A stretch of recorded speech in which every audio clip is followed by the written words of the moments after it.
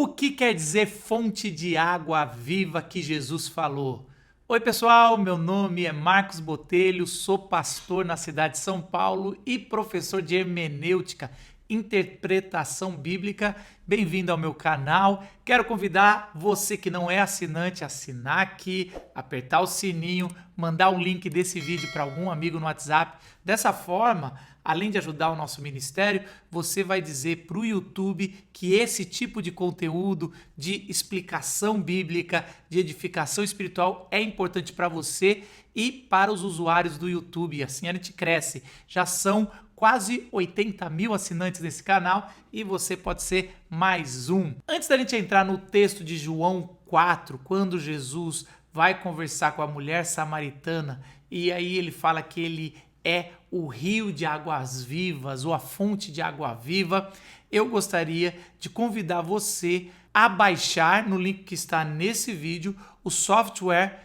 Logos. E esse vídeo faz parte de uma série que eu estou fazendo ao longo do ano, aonde eu posto um vídeo mostrando como essa ferramenta me ajuda a interpretar as Sagradas Escrituras. Então eu vou ensinar nesse vídeo os princípios hermenêuticos, que daí você não precisa de ferramentas, basta você ler o texto, mas eu vou apresentar também o Logos, por isso baixa, é de graça, você pode colocar no seu celular, iPhone ou Android, mas é melhor, com mais ferramenta, se você baixar no seu computador. Eu baixei aqui no meu, é lógico que eu tenho mais ferramentas e aí é pago o que eu tenho, mas eu quero te dar esse gostinho e muita coisa que eu vou fazer agora nesse vídeo, você também vai poder fazer aí na sua casa e vai ajudar você a estudar. Como eu falei, o texto que a gente vai analisar está em João 4, onde Jesus sai da Galileia e passa por Samaria e tem um encontro com a mulher samaritana. Aí já vai a primeira dica. Sempre que tem uma narrativa bíblica, o autor quer situar o leitor com referências que ele está pressupondo que o leitor sabe. E aí, esse texto, João vai dar algumas referências geográficas e de nomes, e ele está pressupondo que você conhece. Mas talvez você está chegando agora na leitura bíblica, ou até mesmo é um cristão velho na leitura, mas às vezes não presta atenção que a dica que o autor está dando é muito importante. Já vou dividir tela com a Bíblia no software Logos, e eu quero te mostrar aqui, ó. Já destaquei em amarelo 3 referências que João está dando para a gente entender melhor aonde a história de Jesus e a mulher samaritana acontece. Primeiro, Jesus sai da Galileia. Se você para aqui o mouse em cima, já vai falar que é uma região no norte de Israel e onde acontece várias coisas da vida de Jesus. E ele vai passar por Samaria. Samaria fica no meio de Israel e é uma região muito criticada pelos judeus. Por quê? Vou clicar aqui e aqui vai dar algumas coisas a mais. Olha só que ferramenta legal. Ele abriu tudo sobre a região de Samaria. A gente já vai ver o mapa aqui, dá para clicar para ver mapas, dá para saber como é falado Samaria em grego. Samaria, eu adoro isso. Agora, o mais importante que eu queria mostrar para vocês são os eventos que aparecem em Samaria, e ele vai dar várias referências de eventos que aparecem em Samaria, e eu quero esse primeiro aqui. A Síria conquista a Samaria. Se você clica aqui, você vai saber, ou perceber, ou descobrir que, na verdade, a Síria, um povo vizinho, vai conquistar Samaria ali e vai fazer uma bagunça muito grande. E é narrado aqui, ó, as passagens chaves é 2 Reis 17 e 2 Reis 18. Por que eu estou trazendo isso? Porque quando você for ler os comentários sobre Samaria, você vai perceber que Samaria era uma parte de Israel, que um povo vizinho entrou e a Síria, diferente da Babilônia, conquistou ali e misturou aqueles povos. Então, para o judeu na época de Jesus, Samaria ou os samaritanos não fazia parte da linhagem de Abraão, da promessa.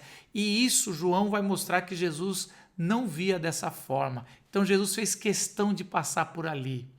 Quando voltamos para o texto, vamos ver também outros nomes. Ele fala que Jesus parou no poço que Jacó, olha, um patriarca, também conhecido como Israel, pai das 12 tribos, ele deu para o seu filho José. A história de José é narrada em todo o final de Gênesis, então também você vai ver isso de forma forte. Então essa é a primeira dica. Sempre que vai para um texto, pare nas referências O Logos, se você passa o mouse, se você clica, você vai abrindo novas janelas para entender melhor o que o texto está dizendo. Já está situado com a situação? Agora eu quero falar uma coisa que é a segunda dica importante desse vídeo. Quando você estiver lendo um texto bíblico, repare nas palavras repetidas. Muito provavelmente, quando um autor repete uma palavra, ele está dando uma referência, um caminho aonde você deve trilhar, e aí isso se torna tão importante. É um hiperlink que você deve abrir porque ele está enfatizando isso. E eu quero mostrar um problema que a gente tem nesse texto. Pode ser pequeno ou você pode falar, não é tão importante, mas eu quero mostrar algo que é tão importante, que é uma palavra repetida, mas que dependendo da tradução não se repete. E isso acontece no versículo 6, quando fala, estava ali a fonte de Jacó. Eu estou usando a Almeida Revista Atualizada. E a palavra fonte, olha só, quando eu vou em comparação de texto, ele vai colocar versões uma do lado da outra. E eu olho aqui, a NVI fala o poço de Jacó. A Bíblia que eu estou vendo, que é a Revista Atualizada, fala a fonte de Jacó. A NTLH, ela fala o poço de Jacó. E você vê aquela Revista Corrigida 69, fala a fonte. E aí tem versões em inglês também para você ver quais foram as opções.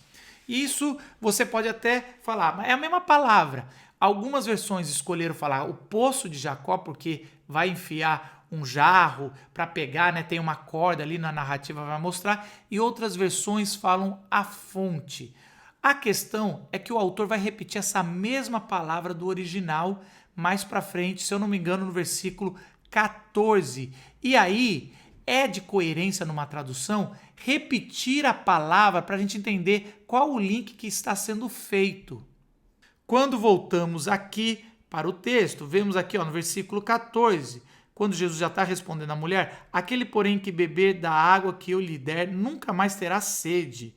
Pelo contrário, a água que eu, Jesus, lhe der será como fonte a jorrar. É a mesma palavra. Quando a gente vai ver a palavra sendo pronunciada, peiei, e é a mesma palavra aqui da primeira fonte que a gente foi ver como peiei. É a mesma palavra. O que acontece? A gente pede para que a coerência da tradução seja a mesma, para a gente entender que Jesus está fazendo uma referência ao poço. E quando a gente vai para a linguagem comparada aqui no versículo 14, a gente vê que a NVI, que traduziu pela primeira vez o poço, vai traduzir aqui, um pouquinho mais para frente, a fonte. Olha aqui, fonte. Mas a Revista Atualizada vai traduzir como a fonte também. Todas vão escolher a fonte, a NTLH a fonte. Só que a questão é que é o seguinte, a NVI tinha traduzido a primeira vez o poço. E não fica claro esse hiperlink que Jesus está falando assim, olha, quem beber da minha água é igual ao patriarca Jacó, Israel, que recebeu a bênção de Deus, essa água viva, mas agora essa bênção, ou essa fonte, ou esse poço, vai ser dentro do coração. E aí a tradução, quando ela equivale os dois, fica mais fácil de entender o que Jesus está dizendo. Ah, Marcos, eu não devo usar a NVI por essa diferença de interpretação? Não, várias vezes a NVI vai acertar e a Revista Atualizada que vai errar. O importante é você entender o link forte nesse texto, que é a palavra fonte, que no final desse vídeo eu vou falar sobre o link teológico com fonte. E a terceira dica que eu queria deixar nesse texto para você é quando você chegar numa expressão que não é tão claro na nossa linguagem como água viva, procure outras referências sobre água viva e o que o autor interpretou quando falou isso. Então vamos dar uma olhada lá. Dando uma olhada aqui no versículo 10, vamos ver que Jesus fala o seguinte: se conheceras o dom de Deus e quem é o que te pede, dai-me de beber, tu lhe pedirias, e eu te daria água viva. Olha essa expressão, água viva não é uma expressão comum, então eu quero iluminar ela, eu clico com os dois botões, seleciono água viva e vou aqui para Bíblia. E agora aqui ela vai trazer a ferramenta aonde apareceu essa expressão água viva. Ela aparece no capítulo 4 duas vezes, no versículo 10 e 11, mas ela também aparece no capítulo 7, versículo 38 de João. Vamos dar uma olhada. Olha que interessante. Se alguém tem sede, venha a mim e beba. Quem crê em mim, como diz as Escrituras, do seu interior fluirá rio de águas vivas, ou de água viva. Olha, aqui no capítulo 7 é a mesma expressão que Jesus está usando. Vamos ver se tem alguma referência nova dessa expressão que a gente não entende tão bem, água viva. Isso ele disse a respeito do Espírito que os que nele crescem haviam de receber, pois o Espírito até aquele momento não tinha sido dado, porque Jesus ainda não havia sido glorificado. Olha só, o próprio João, o autor do Evangelho, vai explicar o que quer dizer água viva. Quer dizer o derramar do Espírito Santo. Então a gente não precisa ler ali a história da mulher samaritana e tentar, vamos supor o que quer dizer água viva. Não, mais para frente o próprio autor está dizendo o que significa. E ele fala, olha, ele só usou essa expressão porque ele ainda não havia sido glorificado, isso quer dizer, sido crucificado e ressurreto, e o Espírito não tinha sido derramado para ter essa fonte de água viva.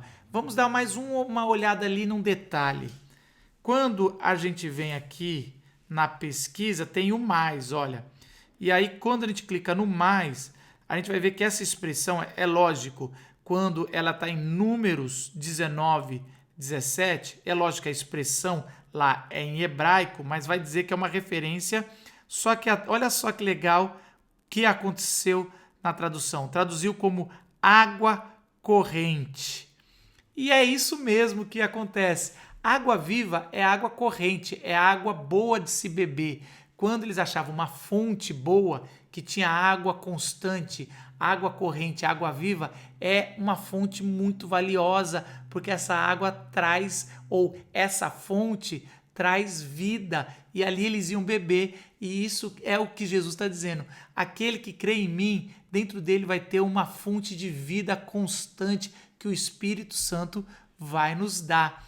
A última dica desse vídeo é as referências, agora que a gente já fez a referência do autor, o que quer dizer a expressão, a gente já viu o hiperlink de repetição de palavras, a gente já viu aonde está sendo contextualizada a história, a última é entender teologicamente essa história.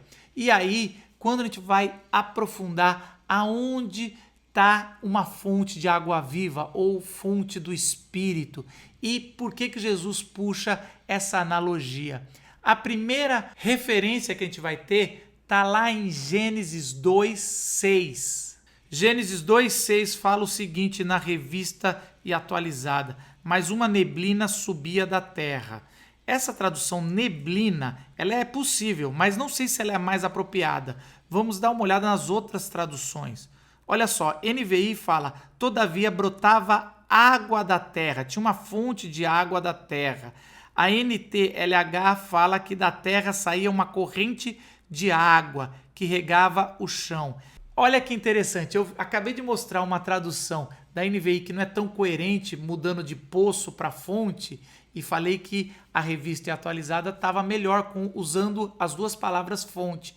Mas aqui em Gênesis 2, versículo 6, a melhor tradução é NVI ou a NTLH, que fala que é uma fonte de água viva. E essa fonte de Gênesis, ali do Éden, vai virar os 4 rios que vão trazer vida a todo o mundo.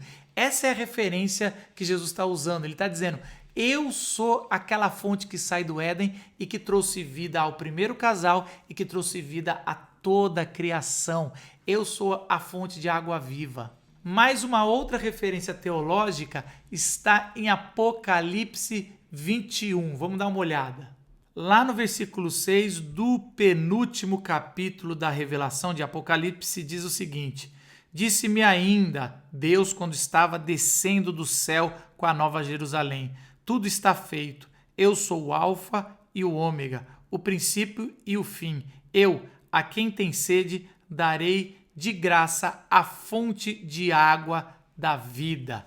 Olha só, João, quando está escrevendo Apocalipse, ele viu que Jesus é o Alfa e o Ômega e ele é a fonte de água viva. E no último capítulo de Apocalipse vai dizer que na Nova Jerusalém, e ali é uma nova referência ao Éden, de lá de dentro sai o rio de água viva e água por toda a vida, vai trazendo vida a todo mundo. Quando Jesus usa essa expressão para a mulher samaritana, ele está dizendo que ele é o autor da vida. Por isso que o prólogo do Evangelho de João, que a gente está lendo, vai dizer que no princípio era Deus, ele estava com Deus, no princípio era a palavra e ela fez parte da criação e esse é Jesus. Tá vendo? São 4 dicas importantes para você lembrar. Eu acredito que pode te ajudar muito na interpretação. Para mais vídeos como esse, escreve aqui, fala sobre outras referências bíblicas um pouco truncadas que a gente vai estudar junto, mês por mês. A gente vai trazer essa ferramenta e eu vou dar dicas de interpretação.